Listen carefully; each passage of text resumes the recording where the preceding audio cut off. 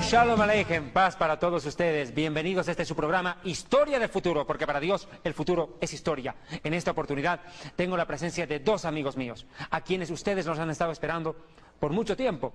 Pero primero quiero saludar a Arturo Norero, pastor de la Iglesia Bautista Betania. Arturo, ¿qué tal? Bienvenido. ¿Cómo estás, mi amado David? Qué gusto, mis amados hermanos, poder tener este tiempo increíble de regocijarnos en la presencia de Dios y, como siempre, desmenuzar las promesas de Dios en nuestra vida y también de esta manera alumbrar a toda la gente que está en la oscuridad y puedan ver la luz de Jesús. Y tenemos hoy día lo que habíamos prometido. Vuelve el trío dinámico, no es el dúo dinámico, sino el trío dinámico. Y damos en este momento la más de las cordiales bienvenidas a nuestro amigo, el maestro y doctor Yatensi Bonilla. Que Dios te bendiga, Yatensi. Bendiciones, Arturo, y muchas gracias también, David, por la invitación. Me da risa cuando dice el trío, ese trío es temido por lo que he escuchado. Sí, de verdad. La gente prende el televisor, ve esos tres y dice, ahora sí, prepárense, porque viene guerra. Y de verdad, esto siempre con el ánimo de unir, de enseñar y no de destruir, ni de dirigirlo contra una persona en general. Hoy vamos a estar hablando, como hemos venido en la secuencia. Y a propósito, muchas gracias por las llamadas de las personas que nos animan, también los testimonios, David, de las personas que nos han llamado, de lo que hemos estado denunciando a estos falsos rabinos y a esta falsa secta que están tratando de inducir el judaísmo como el plan de la salvación de nuestro Dios, David. Qué problema. Hemos tenido numerosas cantidades de llamadas, a favor como en contra. Pero claro, definitivamente, Arturo, creo que el testimonio de Armando Gómez, quien estuvo en la parte final añadida del programa anterior, para con documentos probar la falacia de esta secta de falsos judíos y falsos rabinos que le hacen un tremendo daño a la iglesia evangélica y también a mi pueblo, el pueblo judío. Amén que sí. Y vamos a ver, Yatensi, ¿dónde has estado? ¿Cómo si te has perdido esta bendición de poder compartir? ¿Por qué no nos cuentas qué ha pasado de tu vida, cómo Dios te está utilizando, qué está pasando contigo? Bueno, después de esos programas que grabamos, estaba en un descanso de tantos reclamos que me hicieron. Me tomé un mes de... Un año sabático. Un año sabático. Qué cosa. Tuviste muchas llamadas en contra de lo que habíamos denunciado, a los de Pare de Sufrir, la secta creciendo en gracia y también algunas otras comunidades que venden por supuestamente negociando la fe. Bueno, no, bueno, el motivo, bueno, eso es lo de menos. El motivo, este es un chiste, pero la razón principal ya estaba terminando el libro que a ustedes le van a encantar, que se llama Cristo y el que tiene dos grandes enemigos. Estaba dando los últimos retoques y me dediqué a eso, por eso no pude venir a estos lindos programas, los vi por televisión, y yo decía, me gustaría estar ahí, pero no estaba. Las suegras te extrañaron. Y me extrañó mucho la suegra también. Y he estado en eso, dedicado a la investigación científica, bíblica y escribiendo. Una de las cosas que habíamos dejado pendiente en el programa anterior, y que ahora que estás tú aquí, que eres un experto en lenguas hebreas, arameicas, y griego y latín y todas estas lenguas bíblicas, era justamente algo que mencionaban las sectas.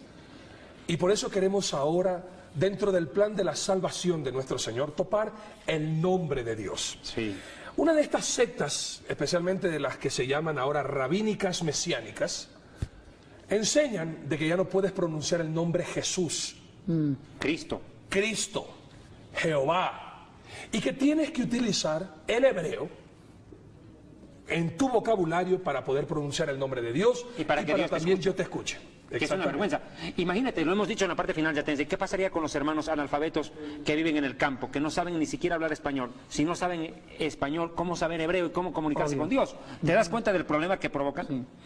Bueno, el tema justo escribí un libro con Freddy Guerrero sobre esta secta de lo mesiánico y lo apostólico. ¿Cómo se llama el libro? Nuevas formas de poder. Wow. Que es una forma, esta secta es una forma de tener el poder. Si uno estudia el perfil psicológico de estas sectas, es querer tener el control. En el fondo es eso, un tema de poder. Pero bien, tratando de ser más honesto con la pregunta y metiéndome frente a la pregunta, muchos mesiánicos de esta secta, de los mesiánicos... ¿Estamos hablando de verdaderos mesiánicos o falsos mesiánicos? No, los falsos, no los verdaderos, lo verdadero es diferente. Okay. Los falsos mesiánicos tratan o enseñan una antipatía contra el griego del Nuevo Testamento. Ahí está el problema. Solamente aceptan la lengua hebrea del Antiguo Testamento y quieren que el culto cristiano sea en lengua hebrea. Y mire, ni siquiera saben hebreo. Esa es la verdad. Y yo tengo un testimonio muy triste. En mi denominación Iglesia de Dios, una iglesia se hizo mesiánica en Guayaquil. Y el pastor que era de Guayaquil se fue por 5 meses o 3 meses a Israel y vino sabiendo hebreo, entre comillas, ya que es una envidia. Es impresionante. En 3 meses. 3 meses. Yo creo que es un genio. Y puso todo el culto usando la liturgia mesiánica judía. Expliquemos qué es liturgia, ¿te parece, por favor? Liturgia es en sí los elementos que se usan en un culto. Es lo que se hace en el culto. Lo que se hace en el culto. Bueno, pero el problema de los falsos mesiánicos es que se debe usar el hebreo y no el griego, porque para ellos el hebreo fue el idioma que Dios inspiró la Biblia y que Dios hablaba en hebreo en el cielo y que Dios usó el hebreo para formar la Biblia y que el griego es una lengua pagana, gentil, que no es sana, una lengua que es falsa y que no se debe usar porque no sirve. Yatensi, te interrumpo. Y todos los que son adictos al hebreo, quiero que escuchen atentamente esta pregunta que le voy a hacer a mi amado amigo Yatensi. Y tú también puedes corroborar, David. ¿Jesucristo hablaba hebreo? No. A ver, explícame eso, por favor, porque toda la gente que está hablando mesiánicos dicen, obviamente, Jesucristo, el hebreo, pero Jesucristo hablaba hebreo. Es Yatensi. una gran mentira. A ver, por favor, explícame eso. Resulta que el hebreo, hablamos un poquito del origen de las lenguas bíblicas. Por favor. Claro. Y deme unos 3 minutitos para poder hilar mi pensamiento. Primero, que el hebreo como tal se habló en Canaán. Sí, señor. Ok. Los cananeos. Cuando Abraham sale de Ur de Caldea, no sabía hebreo, sabía el acadio. Okay. Sumerio o acadio. Sumerio, la lengua acádica, una lengua cuneiforme. Cuando el pueblo va a Egipto, ellos aprendieron a hablar el egipcio, que ahí nació la lengua copta. Después, cuando el pueblo toma la tierra prometida, aprende las lenguas que se hablaban en Canaán, a lo largo de Palestina. Se llaman las lenguas semíticas. Y aquí te interrumpo. ¿El hebreo es en sí un idioma o es también una nacionalidad? ¿Por qué razón te pregunto esto? Génesis capítulo 14 y 13. Y por favor, Biblia, papel y lápiz, porque aquí vamos a aprender, teniendo a Yatensi una enciclopedia andante, justamente a David Diamond, otro sabio de la palabra de Dios, vamos a estar escudriñando y vamos a preguntar, porque dice el hebreo. Vamos a ver de dónde sale. En la primera vez que la palabra de Dios menciona la palabra hebreo, es justamente como un adjetivo a Abraham. Y la palabra de Dios dice Génesis 14, 13. Y vino uno de los que se escaparon y lo anunció a Abraham en hebreo, que el amorreo, hermano de Escol y hermano de Aner, los cuales eran aliados de Abraham. Entonces, ¿el hebreo qué es? Idioma, nacionalidad, justamente en este tiempo, Ahí- porque estás hablando de Canaán. Aquí hay una cosa que hay que aclarar, también las traducciones aquí son muy peligrosas. ¿Ok? Sí, señor. El hebreo en el tiempo de Abraham no se refería al idioma, sino era un sobrenombre, Era un apodo. un apodo a los que cruzaban el Éufrates. Eso significa el que viene del otro lado del río. Que viene del otro lado del río. Eso es lo que significa viene, hebreo. hebreo, El hay una que palabra, viene del otro lado del río, apunte. viene de una partícula llamada eber, que era como una preposición arcaica que significaba el que cruza el río Perfecto. o el otro lado del río. Entonces, ahí se llama ibrín. Ibrín es plural in, dice los que vienen del otro lado del río. Perfecto. No se refería a una lengua, sino a los caminantes Perfecto. que cruzaban el río. Los errantes. Exactamente. Perfecto. Entonces, vale la aclaración. Ahora, continuemos con esta cuestión de la lengua. Las lenguas semíticas se hablaban en Palestina y hay una cosa importante. Cuando Israel conquista Canaán, en Canaán se hablaba el paleohebreo o el cananeo. Perfecto. La lengua era la cananea. Y los papirólogos le colocaron como sobrenombre el cananeo el paleohebreo, que significaba el antiguo hebreo que aprendieron los judíos, el pueblo de Dios. Ese paleohebreo fue el primer hebreo que las letras no son las mismas letras que ahora se usan en el hebreo. No, son diferentes. Pero sí eran los mismos nombres, las 22 letras, el alfabeto de facto. La Aleph no se dibujaba como en una forma de N, sino como, como la cabeza de un toro, porque Aleph significa toro. Y en el paleo hebreo cananeo se dibujaba como la cabeza de un toro. Bet, casa, como una casa, una tienda. Aleph, Bet, Gimel, se llama Gamal, camello, y se dibujaba como un camello. Perfecto. Dalet, puerta, como una puerta. Aunque los nombres son las mismas letras en cuanto a nombre al hebreo posterior, junto con el cananeo, pero las letras eran diferentes. Entonces el pueblo judío aprendió ese hebreo, que las letras eran las mismas, son los mismos nombres del hebreo posterior, pero las letras eran diferentes. Eran, pongamos, eran como jeroglíficos, dibujos. Ahora, ¿qué pasó? Había un pueblo del norte de Siria que aprendió a hablar arameo. Perfecto. El arameo fue el idioma internacional de Babilonia. Entonces, ¿qué pasó? El arameo tenía las 22, o sea, su alfabeto arameo eran con las 22 mismas letras del paleohebreo o cananeo, pero se dibujaba diferentes las letras. Entonces, en un proceso, el pueblo judío adoptó las letras arameas, pero pensando en cananeo. Claro. Entonces, aquí se llama un proceso que se llama el hebreo se arameizó. Ok, perfecto. Entonces, el hebreo, el pueblo judío usó los caracteres de las letras arameicas, Sí, señor. que son las mismas actuales, son las mismas. Es así. Son las mismas. Y aquí viene un problema bien terrible. Podemos decir que el pueblo judío tuvo varias etapas del hebreo. Resumamos. Cuando tomó a Canaán, hablaban el paleohebreo, que es el cananeo, con otras letras diferentes, aunque se llame Ale, Be, Gime, Dale, Ei, Bab, etcétera, etcétera, aunque se llame lo mismo, pero con diferentes letras. Después el hebreo, el cananeo se vuelve aramizado, se usan las letras del arameo. Tercero, lo que se llama el hebreo aramizado propiamente. En la época. Ahora, el hebreo tuvo un uso hasta 2 siglos antes de Cristo, 3 siglos antes de Cristo.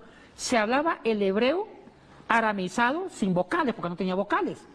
Perfecto. Las vocales fue en el siglo VI después de Cristo con los masoretas. Ellos colocaron puntuación. La puntuación masorética. Entonces, Esdras recopiló todas las tradiciones del Antiguo Testamento en un hebreo aramizado.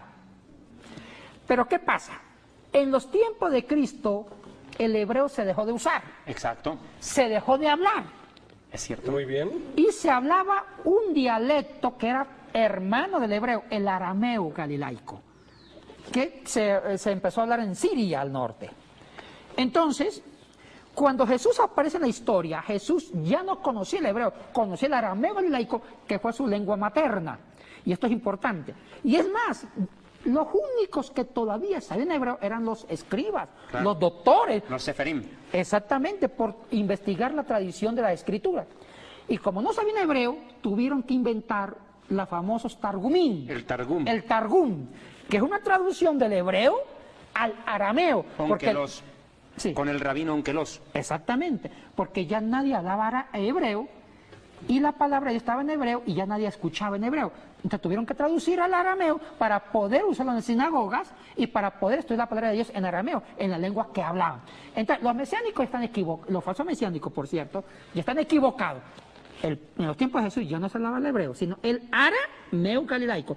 Y segunda lengua internacional, el griego. Exacto. koiné. Ahí es donde yo voy ahora. Griego koiné. Hablando justamente, y así me gusta, desenmascarar las mentiras. Por eso es que a veces hay que denunciar los que son mentirosos y farsantes, hay que decirlo como tal. El Nuevo Testamento, y voy a preguntarte, Ajá, buena pregunta. haciendo una pregunta, justamente, no es que yo tampoco sepa, hermano, pero yo también algo estudié también con estos hombres de Dios. ¿En qué parte del Nuevo Testamento fue escrito en hebreo? A propósito, es una mala pregunta hecha. ¿Qué parte del Nuevo Testamento fue escrito en hebreo, Yates? Nada. Ninguna parte del Nuevo Testamento está escrito en hebreo. Mire, ¿En qué fue escrito entonces el Nuevo Testamento fue escrito en griego. En griego. En varios dialectos griegos, ni siquiera en el koiné, sino en varios dialectos griegos como el ático, el jónico, el ptolomaico. El koiné no es un dialecto, significa el dialecto que más se usa, significa koiné común, popular. ¿Ya? Ahora bien, lo único que sí se cree que se colocó, hay un libro del Nuevo Testamento que se piensa que no se escribió en griego, que es Mateo. Es que es lógico. Y por ciento Mateo se escribió en arameo, Exactamente. para el no pueblo judío. en hebreo. Eso es importante acotizar. Después los discípulos de Mateo traducen el arameo galilaico, que fue escrito el Mateo en arameo galilaico, se traduce al griego. Ya.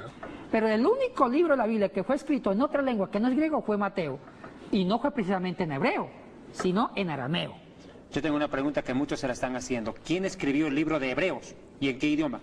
Uy, ese es otro de los misterios sin resolver. Tuvo que ser un levita. Para escribir los sacrificios tuvo que ser un Fue levita. un ¿Y Pablo escriba? No fue Pablo, pero No yo fue sí Pablo. ¿sabe quién? Creo que yo, humildemente pensando, es bien difícil y tampoco yo voy a resolverlo. Apolos.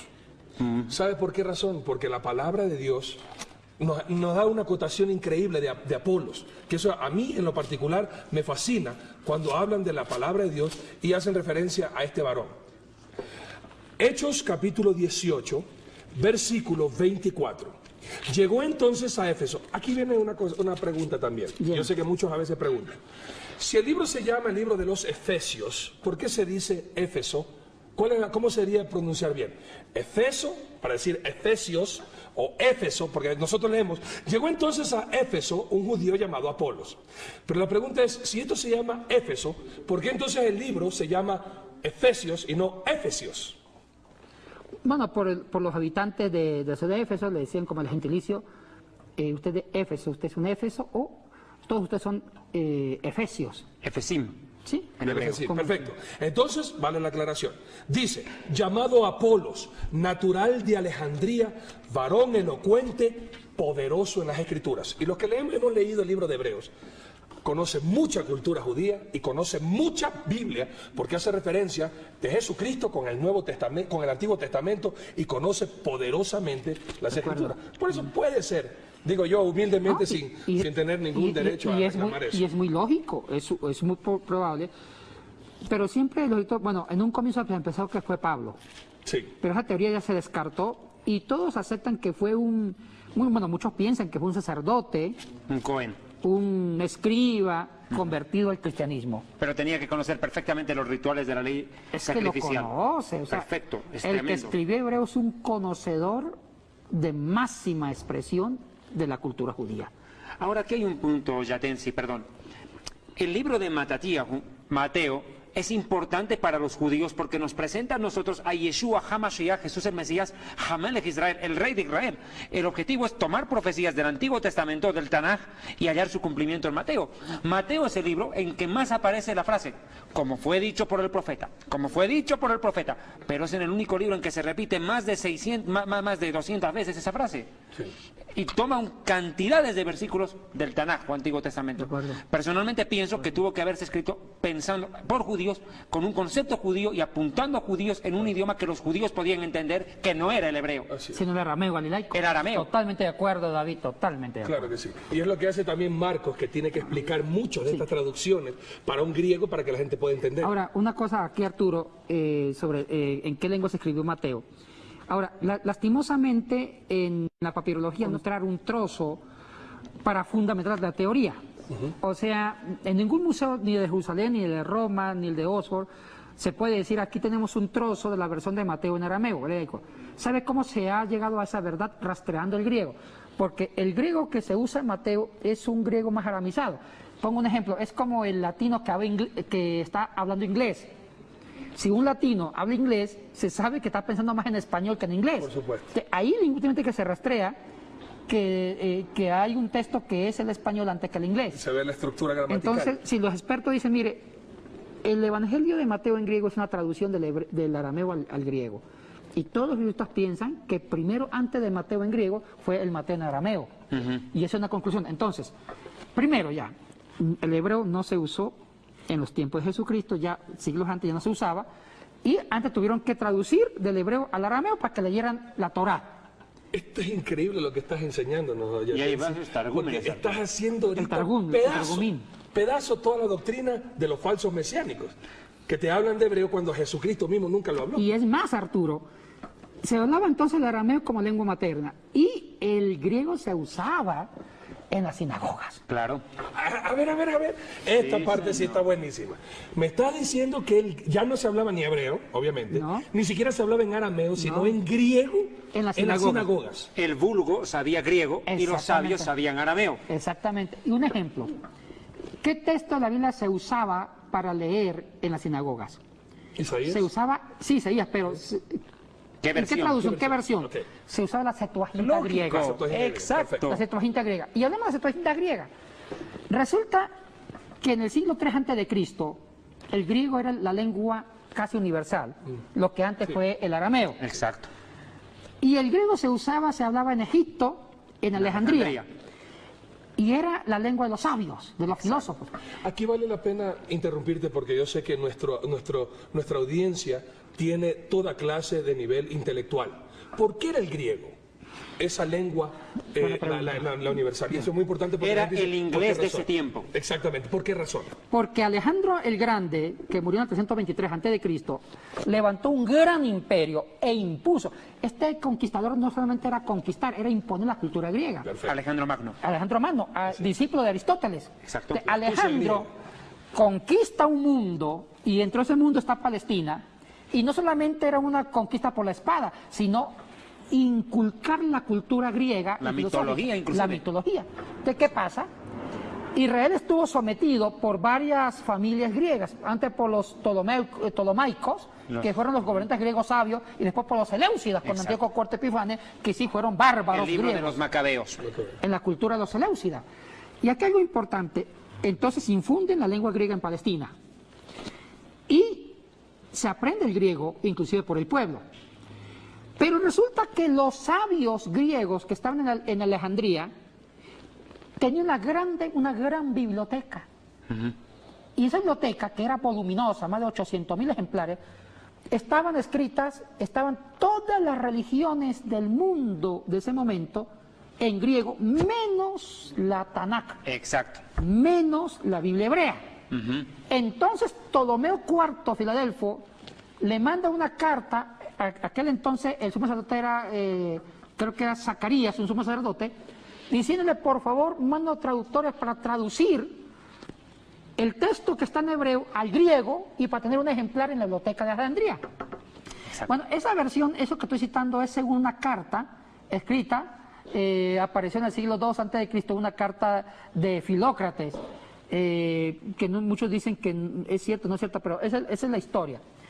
Entonces se traduce del hebreo al griego hacia el año 250 a.C. en varias épocas en varias épocas históricas. La leyenda dice que fueron 70 sabios, que fueron 70 y bueno, es una leyenda, pero sí fueron... Pero fueron delegados por el Cohen Hagadol, y esto es importante para mis amigos judíos que me están viendo, por favor, ¿dónde estoy? Para mis amigos judíos que han descartado las traducciones de Yeshua como Mesías porque dicen que la Septuaginta fue una traducción manipulada. Yo quiero decirles algo, hermanos judíos. El Cohen Hagadol, el sumo sacerdote, él mismo ordenó a los sabios que vayan hasta Alejandría para traducirla. Por si acaso, y después fue revisada en Jerusalén la Septuaginta por el sumo sacerdote y aprobada. Y esa fue la versión que Yeshua usó cuando predicaba. ¿De acuerdo? Y entonces esa traducción al griego, 3 siglos antes de Cristo, tomó tanto poder y autoridad que en los tiempos de Jesucristo era la versión que se leía en la sinagoga, era la versión de la Septuaginta, traducción del hebreo al griego, y tuvo tanta autoridad que primero yo no veía el texto hebreo, no se leía.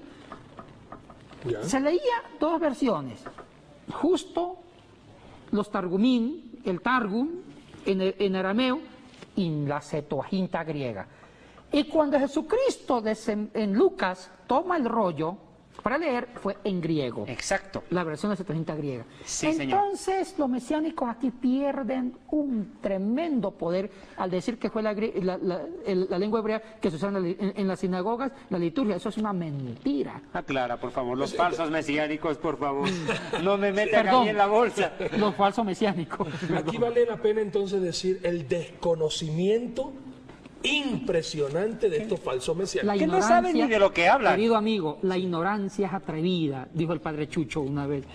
El padre Chucho todo eso y que Colo. enseñan de el nombre, de que el nombre de Jesús está maldito Esa es otra mentira. y el nombre de Cristo está maldito. ¿Quieren que estudiemos el nombre de Jesús? Por favor. ¿Qué tenemos que enseñar? Primero Porque la vamos gente- al nombre del Dios. Es viviente. increíble que ya ellos no pueden pronunciar el nombre de Jesús, porque esto es satánico, es utilizado, tú dijiste, en griego, y que eso no está mal, está pervertido, y que ahora tiene que decir Yeshua o Yeshua Hamashiach, y ya no puede pronunciar más el nombre Jesucristo el Mesías. Sin embargo, David sí lo dice. ¿Por qué David tú se dice Jesucristo es el Mesías? ¿Y por qué estos falsos mesiánicos prohíben ya decir el nombre Jesús y ahora tiene que decir Yeshua? Partamos. Aquí me parece importantísimo lo que vamos a decir. Acá no solamente está en cuestionamiento el nombre del Mesías, el nombre del mismo Dios viviente. Perfecto. Ahora vamos ahí. Según estos grupos, hay que decir Yahweh, otros dicen Jehová.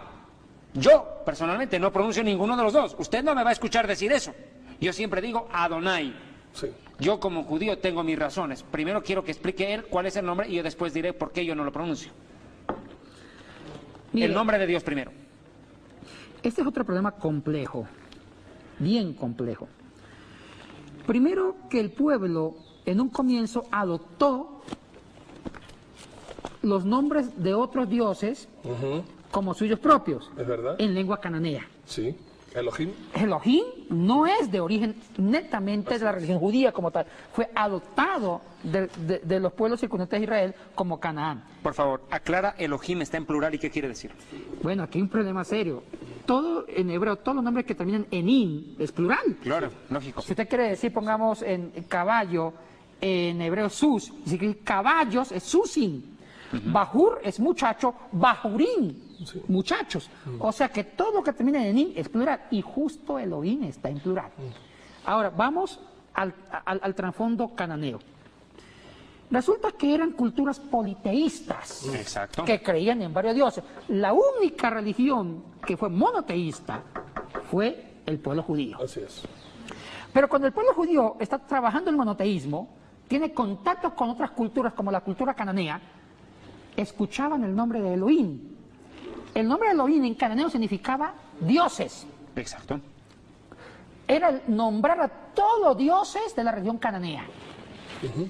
Pero el pueblo judío, como recién estaba aprendiendo, madurando la fe, toma prestadito por un momento, hasta que inventa su propio nombre, toma prestadito Elohim, se escriba Elohim, pero ya en sentido monoteísta, o sea, toma Elohim pensando en un solo Dios. Shema. Exactamente, un solo Dios. Puedo repetirlo, Shema, para Claro. aclarar. Shema Israel, Adonai Eloheinu, Adonai Echad. Escucha, Israel, el Señor nuestro Dios, uno es. Exactamente. Entonces, Deuteronomio 4, en ese 6, momento, 6:4. 6:4, perdón. los judíos, al tomar un nombre que gramaticalmente en paleohebreo cananeo es plural dioses, pero están pensando en un solo Dios. Exacto. Ahí está la explicación y quedó Elohim. Entonces, cuando uno judío pronuncia Elohim, no lo pronuncia con el sentido cananeo, sino con el sentido judío del monoteísmo. Pero por favor aclaremos la palabra Echad, uno es. O sea que es un solo Dios. Pero Echad es una unidad compuesta, Yatensi. Aquí hay un problema que no sé en qué sentido podemos meternos acá. Muchos cristianos han visto la Trinidad, con el término de cuando dice hagamos al hombre, Sí. y cuando dice, y dijo Dios, ahí se usa Elohim, dijo Dios, 2 puntos seguidos, hagamos al hombre. Que muchos ven ven la Trinidad acá, pero bueno, no me quiero meter aquí en una lectura cristiana del texto. Pero no sé si usted nos puede ayudar. Pero aquí David. hay una cosa, aquí me parece algo resaltable. ¿Cómo entonces tiene que traducirse el Shema, el credo de la fe judía, tomando en cuenta que aparece Elohim ahí dentro? La mentalidad, ¿no? Bueno, el problema no hay que pensar como el mundo cananeo, Así es. hay que pensarlo como el mundo judío. Así es. O sea, pensar en un solo Dios, aunque diga Elohim, pero es un solo Dios. Exacto. Se podría usar para entender también el Ejad. Justamente, y aquí Yatensi hizo referencia, a mí me gusta al menos, igual que a mis hermanos, cuando habló Yatensi y dice esa parte de hagamos y Elohim, que se encuentra en Génesis capítulo 1, versículo 26, entonces dijo Dios, ese Dios es Elohim, y que dice hagamos al hombre. Podemos entender que Ejad, ese uno, es la misma unidad en el matrimonio. Claro. Un hombre y una mujer. Sí. Los Exacto. dos serán una sola carne, Sí. es la misma expresión entonces. Los dos de la forman unidad. uno. Es una unidad compuesta. Así es. Es una unidad compuesta. Varios colores en el arco iris, pero un solo arco iris. Todo el mundo hace uno. Es la misma palabra que aparece en la creación. Cuando dice fue la tarde y la mañana un día. Un día. Tarde y mañana hacen uno. Así es. Sí. Bien, aquí uno es unidad compuesta. Ajá. Es que es un tema bastante profundo. Pero ahora, ¿cuál es el nombre del Señor? Ahora, bueno, sigamos con la historia. También hay muchos historiadores judíos que detectaron, bueno, si uno lee la Biblia hebrea, usemos la versión modernizada, la Estorgatencia. La Estorgatencia es la mejor versión hebrea, masorética. Actualmente los traductores, cuando traducen del Antiguo Testamento al inglés, al español y al francés, primero que el texto hebreo sin vocales antes del arameo desapareció. Cuando hablas de masorética, ¿de qué estás hablando? Estamos hablando de una reconstrucción del hebreo eso es importante que hecho por los grandes monjes masoréticos del siglo VI después de Cristo. A la cabeza de Akiva, ¿no? Exactamente, hasta el siglo X. Los monjes masoretos quisieron hacer algo importante, ya el texto hebreo se había perdido, no había vocales, no había signo de puntuación, no había signo de acentuación, y no se leía. Entonces quisieron rescatar la lectura del hebreo y cogieron el texto hebreo y le dieron sonoridad inventando los signos de puntuación, los acentos y las vocales, que es un enredo ahí. Entonces, ¿qué pasa? Ellos reconstruyen el hebreo del Antiguo Testamento. Y es por eso que cuando se traduce al español o al inglés se usa el texto masorético. Ahora, si uno lee el texto masorético de los primeros capítulos de Génesis, increíble, hay 15 nombres cananeo hebreo que se usan para Dios. 15 nombres. Que lastimosamente al traducirlo al español, los 15 se traducen como Dios. Y se pierde el encanto. ¿Cuáles se usan? Se usa Elohim, Eluat, Shaddai, Elobat, a él, y todos los derivados de él a Elohim. Bueno, hay un corte. Sí, esto está muy interesante. Enseguida, tras el corte, ¿cuál es el verdadero nombre del Señor? ¿Se debe decir Jesucristo? A mí muchos me cuestionan, me dicen, usted es un judío mesiánico porque habla de Jesucristo, usted solamente debería hablar de Yeshua HaMashiach. Tras el corte, esto le va a interesar, no se lo pierda. Adquiera libros, discos y videos de historia del futuro. Fundador del Ministerio Evangelístico Internacional Kedushá, Santidad, presenta Jerusalén y la Tierra Prometida, el plan de Dios para Israel y el fin de los tiempos en Historia del Futuro. Porque para Dios, el futuro es historia. Visita nuestra página web www.historiadelfuturo.tv, porque para Dios el futuro es historia.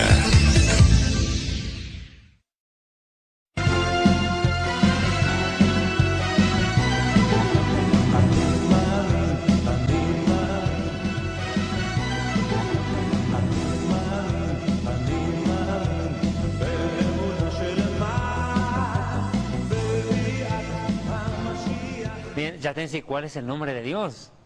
Bueno, estamos hablando minutos antes que en la Historiogratensia, en la versión hebrea del Antiguo Testamento, según un texto masorético, hay 15 nombres en los 11 primeros capítulos para nombrar a Dios. Que los 15 nombres se traducen al español como Dios, y perdemos el encanto. Estaba el Shaddai, el Elohim, el Lobat, etcétera. Ahora, esos nombres eran de origen pagano, que los dioses lo usaron precisamente hasta que usaron el propio nombre. Hasta que por fin, ya cuando el hebreo aramiceo se afianzó, inventaron el propio nombre de Dios. Pero cuidado, no lo usaban, que consistían en 4 letras solemnes, sagradas, que se llamó sagradas el Shem HaMeforash. Exactamente. Era la Yod, la Ei, la Vav y la Ei. Esas 4 letras no se pronunciaban porque a Dios no se le podía pronunciar el nombre porque era sagrado y era un Dios trascendente.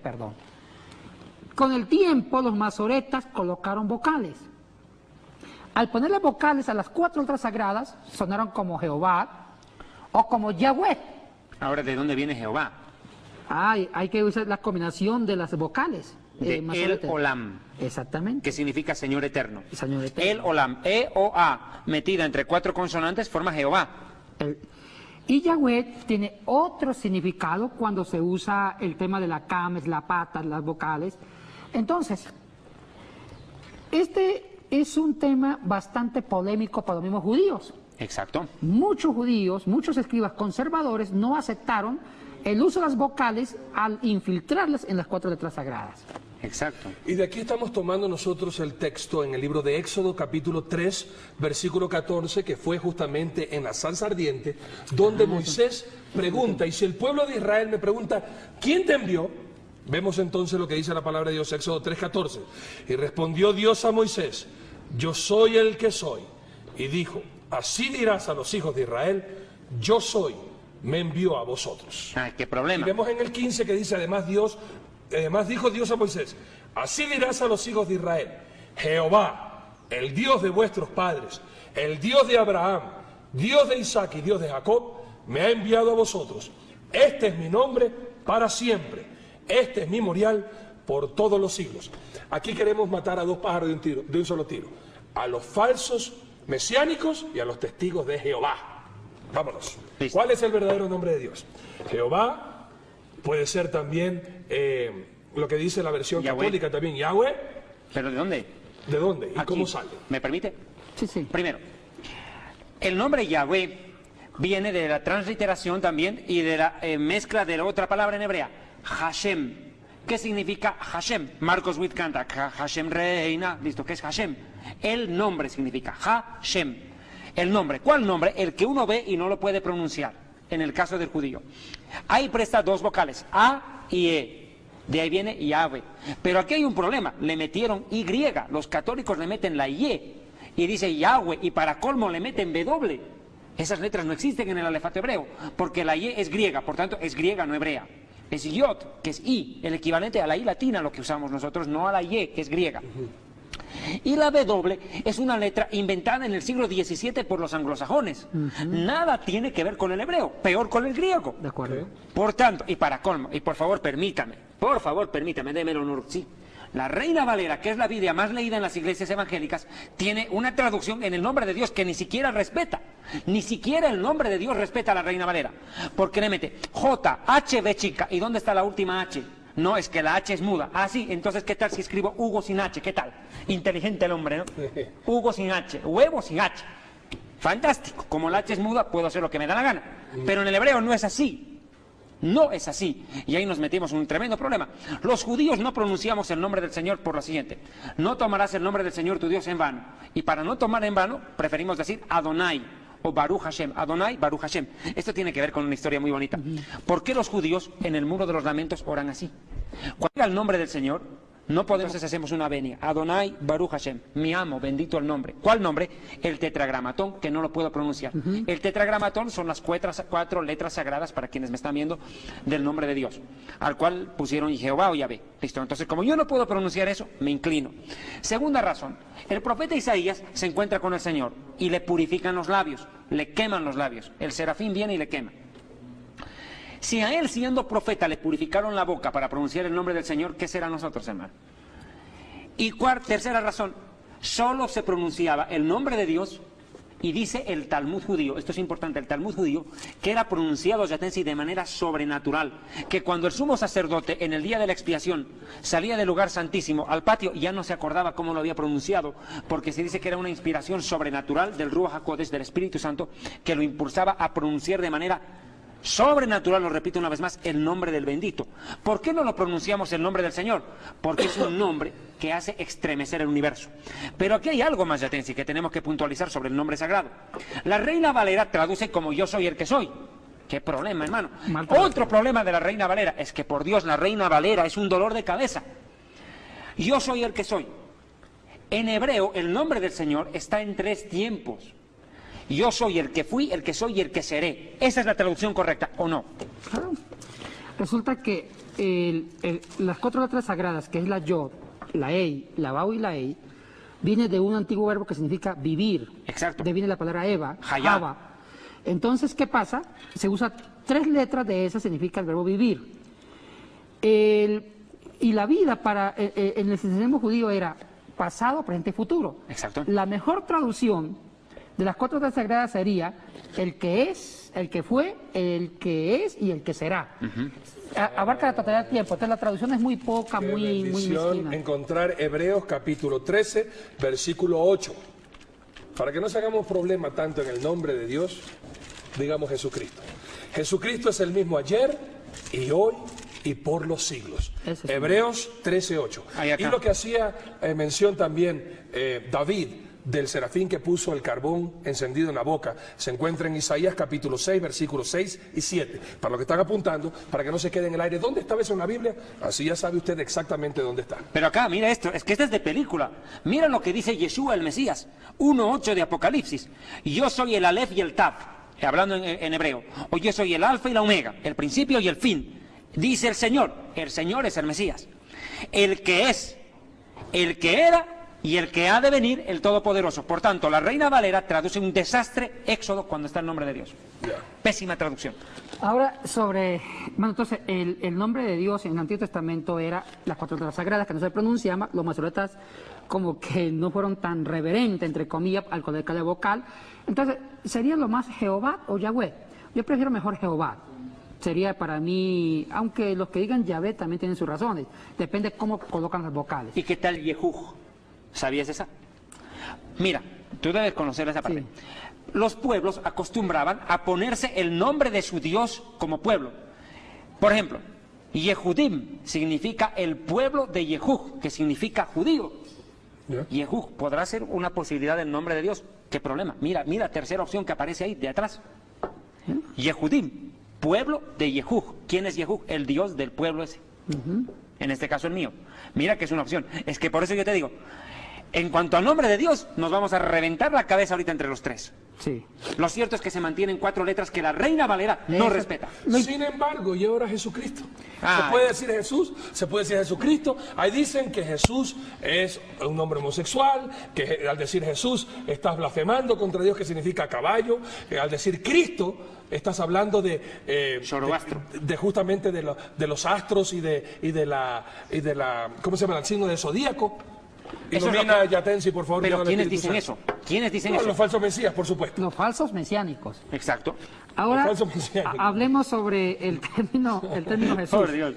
Es un problema elemental, como dijo mi querido Watson, es un problema elemental. Elemental, mi querido Watson. Mire, Sherlock Holmes. es un problema de traducción. Comencemos con el hebreo. ¿Cómo se dice Jesús en hebreo? ¿Cómo se dice? Yeshua. O Yeshua, ¿cómo Estamos se ahí. pronuncia? Yeshua. Yeshua. Eso es en Significa hebreo. Salvador. Salvador, Yeshua. Cuando se tradujo, Josué, cuando se tradujo Yeshua al griego, mire lo que pasó. Yeshua se escribe con yo. ¿Ya? Y después entre las vocales, y todo eso. Al traducir Yeshua al griego, no hay la yod en griego. Se reemplazó la yod en griego por la iota y por la eta, letras griegas. Entonces se dice, y no se dice Yeshua porque el término a, Yeshua, para un masculino, no hay en griego con terminación a para masculino, sino ous para masculino. Entonces se trae Yeshua al griego Yesous. Yesous. Con I latina. Con I latina, que era la yod mayúscula. Claro, exacto. Entonces, Yesous. Entonces, Yeshua, Salvador, al griego ya no es Yeshua porque A es para femeninos. Entonces es como decir Jesusa. Así es. Claro. Entonces se pronuncia Lógico. Yeshua, que es hebreo, el Salvador masculino. Al ponerlo Salvador masculino, se pone Jesús, queda Jesús. Después, el griego se traduce al latín. Exactamente. Jesús es el Salvador, pero en griego. Al poner en latín no se conoce Y, sino J. Entonces se pone Jesús. Se quita Jesús, se quita la omicron y se deja solamente la U. Jesús. Jesús. Y en español ya no es J, sino J. Jesús. En otras palabras, Jesús es el Salvador, que es traducción de latín, latín traducción del griego del hebreo. El hebreo, ¿cómo se dice Jesús, el Salvador? Yeshua. ¿Cómo se dice Salvador en griego? Jesús, Jesús. ¿Y cómo se dice en latín? Jesús. ¿Y cómo se dice en español? Jesús. Es la misma chicha con diferente vaso. Pero acá está. Pero aquí voy a ese punto, pero esto es fantástico. Pero acá hay algo. Dicen de que el hebreo está bien. El hebreo es el Lashon HaKodesh, la lengua sagrada, porque es parte de las Sagradas Escrituras. Perfecto. A mí me dicen, en Yiddish, nosotros los judíos tenemos un dialecto que se llama el Yiddish. A mí me dicen David. David. Me meten O por A. Los gringos me van a decir David. Usted me va a decir David.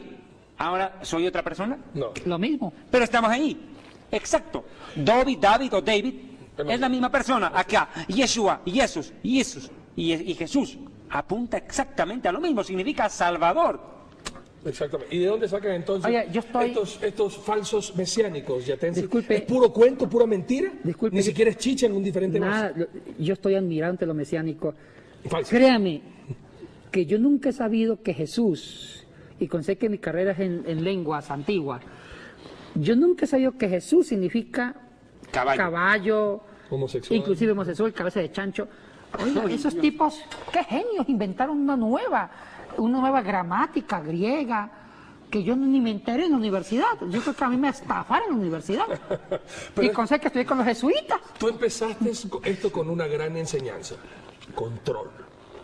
No, Al pero inventarse Cristo- esta mentira, están de pronto queriendo controlar la mente de la gente para decirle, bueno, ahora tienes que depender de mí, yo te voy a enseñar el hebreo.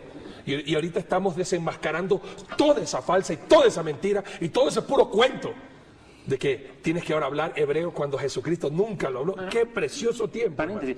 No está mal aprender hebreo, es imprescindible Es para importante. entender la verdad. De acuerdo. Sin Exacto. embargo, a ti te pregunto, ¿el conocer hebreo te da la salvación? No, ¿El conocer el hebreo te hace conocer a Jesús? el ser judío no me da la salvación si no acepto a Jesús. Ya, Claro, chao, perdido. de acuerdo. Pero aquí voy a otra palabra. Cristo. Ah, sí, vamos Vienen, con eso. ¿sabes qué, Vanessa? Vamos con Que eso. viene de la misma palabra Krishna, de donde viene Hare Krishna. A ver, ¿qué tal esa? ¿Qué tal bonita? Fantástica. ¿Qué significa Cristo? El Mesías ungido, Viene del hebreo Mashiach, Machat, que significa... Ungido. ungido, y se traduce al griego Christos. No, vamos. Mashiach significa flotar con aceite. Exactamente. Ya, cuando tú te pasan con aceite, lo mismo que hicieron con la reina Esther, eso es ungir. A los Kohanim, a los sacerdotes, a los reyes y a los a profetas David, se les con el echaba cuerno. aceite. Listo. Eso es ungir. Y a propósito, permítame contarle algo de película. Me contaron que el fundador de esta secta paramesiánica acá en Quito, este señor Iván Mora, había sido ungido con aceite como para rabino.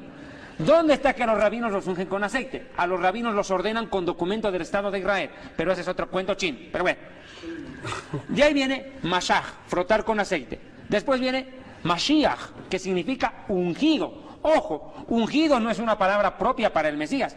También dice, no hagáis daño a mis Mashiachim, a mis ungidos. Ahora, ungí con mi santa unción. A los reyes los llamaban ungidos, Mesías. Lo que Así decía David de Saúl, Pero yo por no voy a Dios. levantar mi mano contra el ungido de contra Dios. el Mesías. Oh, y lo que es más impresionante, a Ciro en el libro de Isaías lo llama Ciro mi ungido, y era un pagano. Ciro era un pagano, el medo-persa, claro. y lo llama mi ungido.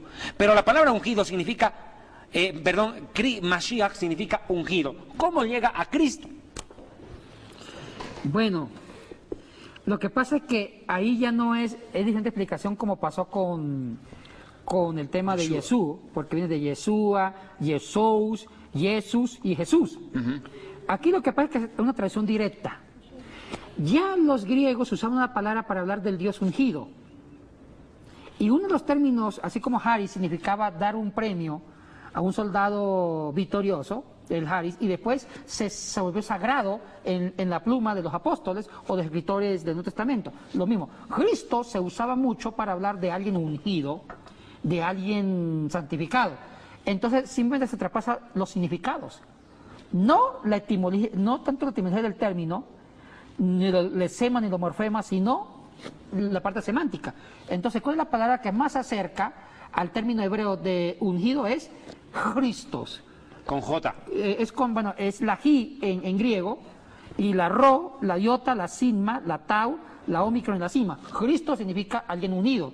Entonces ya en la pluma de los escritores cristianos piensan que es el quién, el Mesías ungido del hebreo. Pero nunca significó, ¿qué dicen los mesías, los mesiánicos y los falsos mesiánicos? Y caballo, y Caballo también de no los significa signos eso. del zodíaco. No, que no. Tú dijiste algo que me llamó la atención. Tú dijiste que Jai era un premio para los soldados victoriosos. Sí. ¿Tiene algo que ver con el saludo hitleriano, Heil Hitler? ¿Y No, cómo no, Hitler también saludaba a los Porque demás? no, es Haris. Haris, Sí. perfecto. Aquí viene otra tercera palabra. Yo sé que vamos a tener que un poquito alargar este programa con el debido respeto, porque yo tengo que entrar a otra palabra que arma otro tremendo revolondrón. No digan Dios, porque Dios viene de Zeus, y Zeus es un dios pagano.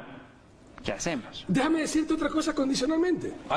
Un muy buen hermano, y muchas gracias, mandándonos a felicitar por el programa, pero dijo algo increíble, que los cristianos no debemos alabar a Dios, Porque alabar viene de Alá, y que eso es algo que hacen los musulmanes, que nosotros debemos adorar a Dios. Tampoco se debería decir ojalá, porque eso también es otra terminología que está diciendo si Alá lo permite, como viene Inshallah o Arwasalá, que nosotros deberíamos decir Dios mediante o Dios permita. O sea, toda terminación que tenga Alá, alabar, ojalá, todo eso está prohibido y no deberíamos nosotros pronunciarlo, porque eso es adorar a Alá, al Dios musulmán, y no al dinero, que es el Dios creador, el Dios de la Biblia. Yatensi.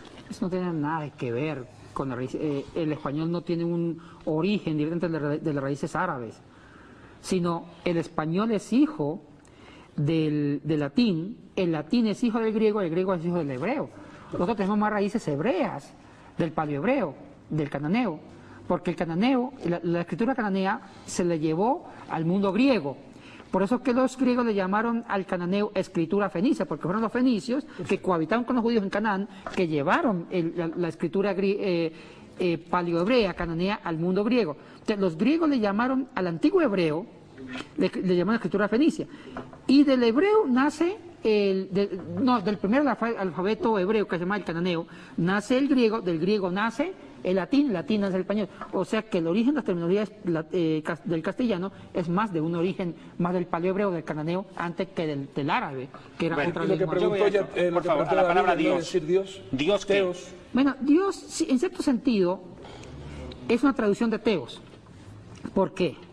Porque en la mitología griega había el famoso Zeus en lengua jónica. Zeus o Teus era el dios de dioses, era el dios del trueno. El que era el dios del trueno era el jefe del Olimpo. Entonces, Teus significaba el dios de dioses. Poseidón, el dios del mar, etcétera, etcétera, así. Entonces, en lengua ática ya no es Zeus, sino Teos. Y Teos se traduce dios de dioses. Es por eso que el término Dios es una traducción directa de Teos, Dios de dioses. Teología viene estudio de Teos, del Dios de dioses. Ahora, es un concepto de Dios universal. Dios, entonces la palabra griega Zeus, Teos, significa el Dios absoluto, universal, el jefe de todo. Pero acá va. Zeus, Teos, portugués, Deus. Deus en portugués, Dios en español. Bien. Ahora, ¿cómo diferenciamos nosotros los judíos al Dios verdadero del falso? Bueno, tú, cuando escribes Dios falso, escribes con minúscula. De minúscula, claro. Ya, y Dios verdadero con mayúscula. Solamente para el Dios creador. Y nosotros los judíos, ¿cómo diferenciamos? Agarramos la D mayúscula guión S. No aparece la I ni la O. DS o D apóstrofe S. Con eso decimos Dios, diferenciamos el verdadero del falso. Última pregunta. Elohim y Alá, el Dios de los árabes. ¿Qué? Ahora. Porque dicen que Alá es Dios. Sí. Y que es el mismo Dios de la Biblia. Aquí quiero preguntar esto. La misma pregunta tuya, pero bien canalizada. A ver. ¿Es Alá el Dios de los judíos? Alá, el Dios musulmán, es justamente este Dios, el Shaddai y todos estos nombres preciosos que hemos estado hablando. Ese Dios, Alá, ¿es el mismo Dios de Isaac, de Abraham, Isaac y Jacob?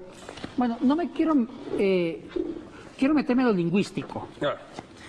Hay que ver que el árabe, junto con la lengua cananea, son lenguas semíticas primas hermanas. Partamos del origen de la lengua semítica. La lengua semítica es una lengua antigua, que fue la lengua que viene de un texto bíblico de Sem, un hijo de Noé. Sí. Son las semíticas. Pero las lenguas semíticas, habían dos grupos de lenguas semíticas, que estaban las occidentales y las orientales. En las occidentales estaba precisamente la meridional y septentrional. Entre las meridionales estaba justo la cananea, la aramea. Ahora, las orientales estaba el árabe.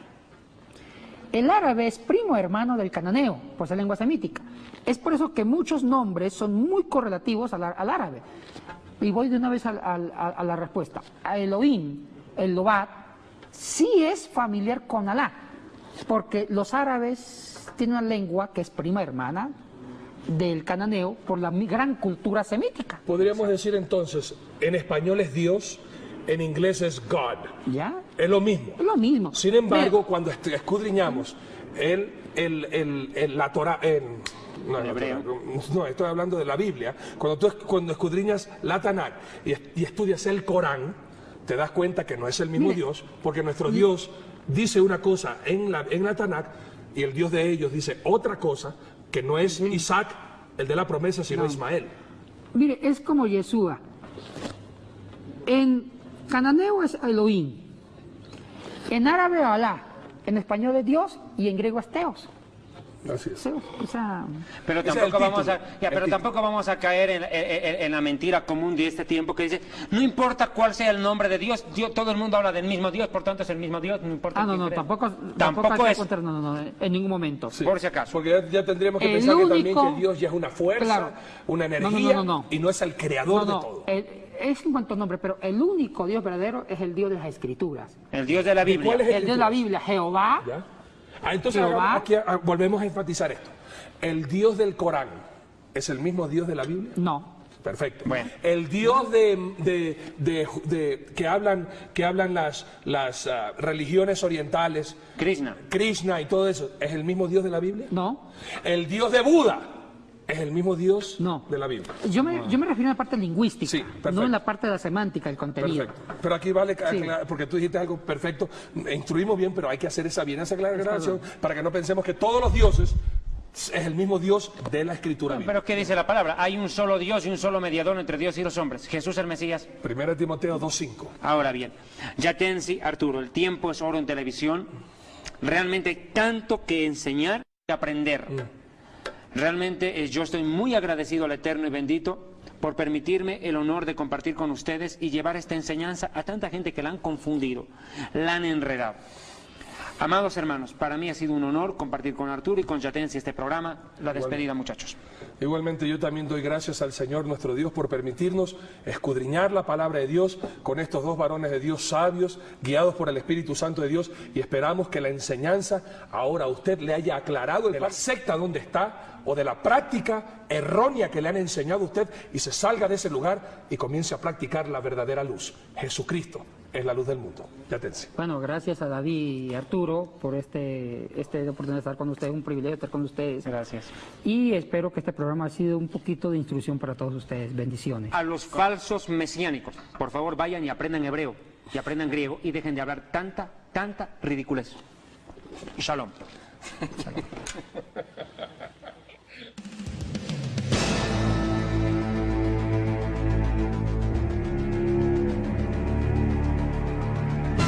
Adquiera libros, discos y videos de historia del futuro. Fundador del Ministerio Evangelístico Internacional Kedushá, Santidad, presenta Jerusalén y la Tierra Prometida, el plan de Dios para Israel y el fin de los tiempos en Historia del Futuro. Porque para Dios, el futuro es historia. Visita nuestra página web www.historiadelfuturo.tv, porque para Dios el futuro es historia.